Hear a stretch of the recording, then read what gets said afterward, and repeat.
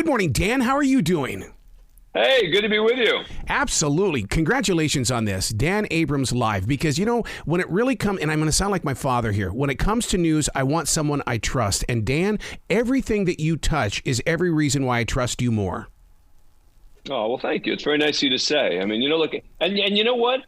It's actually one of the missions behind the NewsNation show is that I think people have lost trust so much in the media because there's this sense of partisan, this sense that MSNBC and CNN are rooting for one team and Fox is rooting for the other team.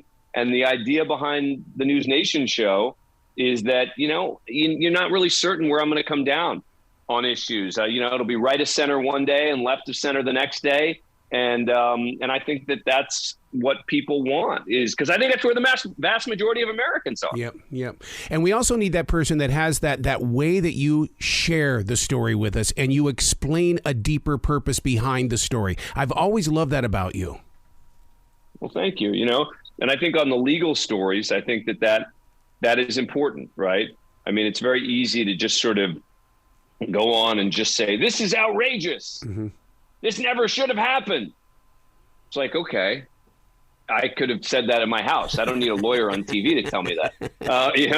So my goal is always to, when I'm doing legal analysis, to always provide a value add to the audience, right? I always try and think about what can I say about something that maybe people hadn't thought of.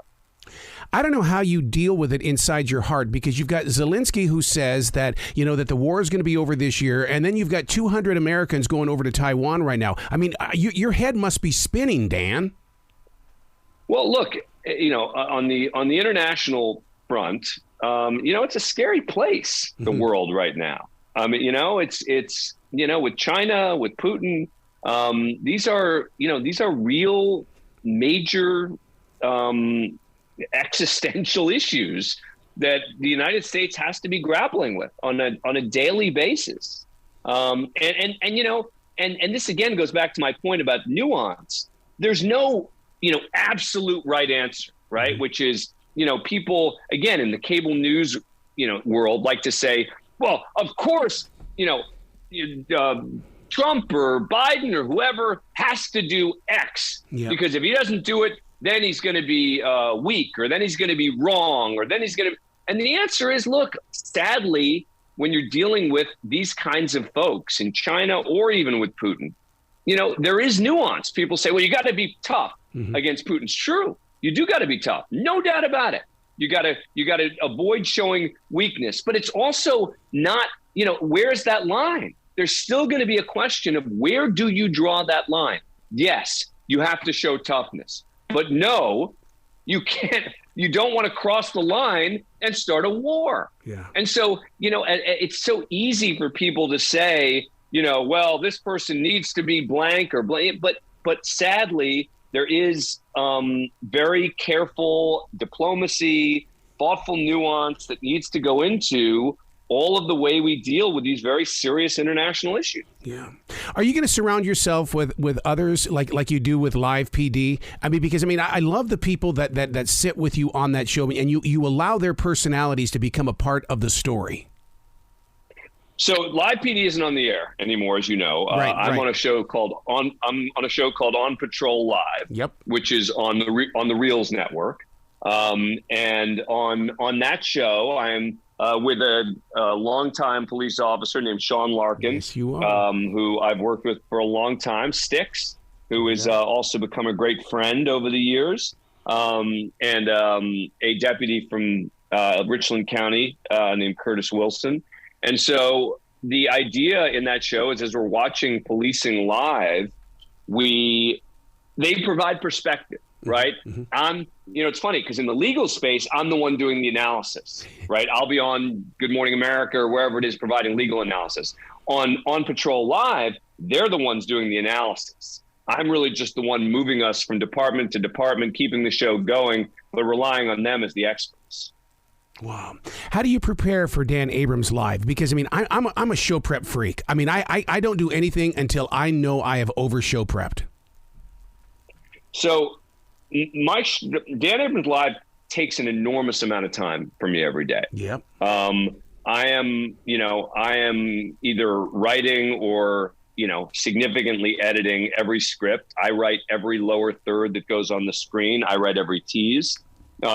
It's like, there's nothing where I'm on TV and I'm reading a teleprompter for the first time and seeing, because I've written everything that's there.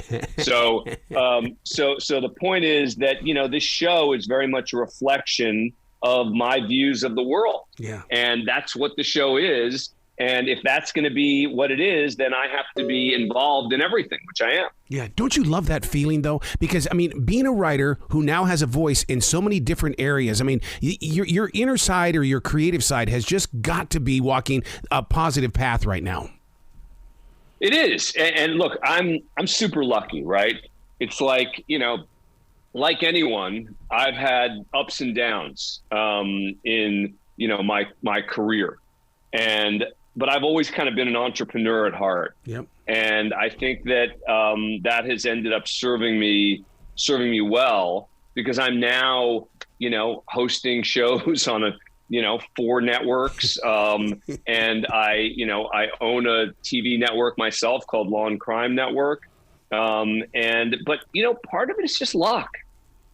Part of it is just, yes, it's, part of it is being in the right place at the right time. And I have been blessed, and I have been lucky to be able to have all the opportunities that I have. Are you a people watcher in the way that you can go into a room, study what's going on, and say, oh, I can create a program that would get this crowd to talk? I can certainly walk into a room and say I can get this crowd to talk.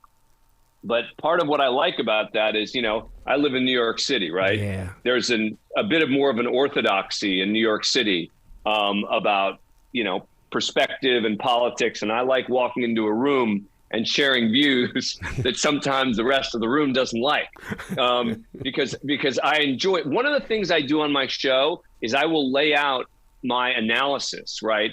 I'm very transparent about where I'm coming from on stories.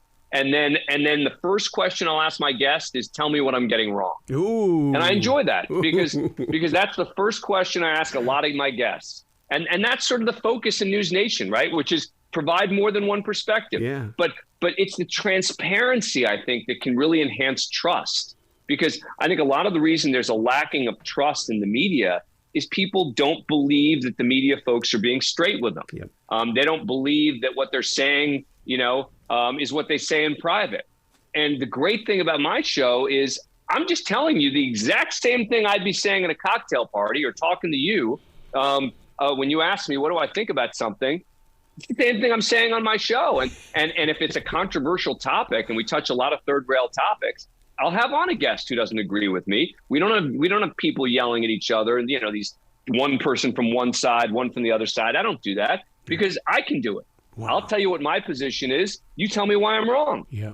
You got to come back to this show anytime in the future, Dan. The door is always going to be open for you, sir. Thank you very much for having me. Really appreciate it. Will you be brilliant today? Thank you. You too.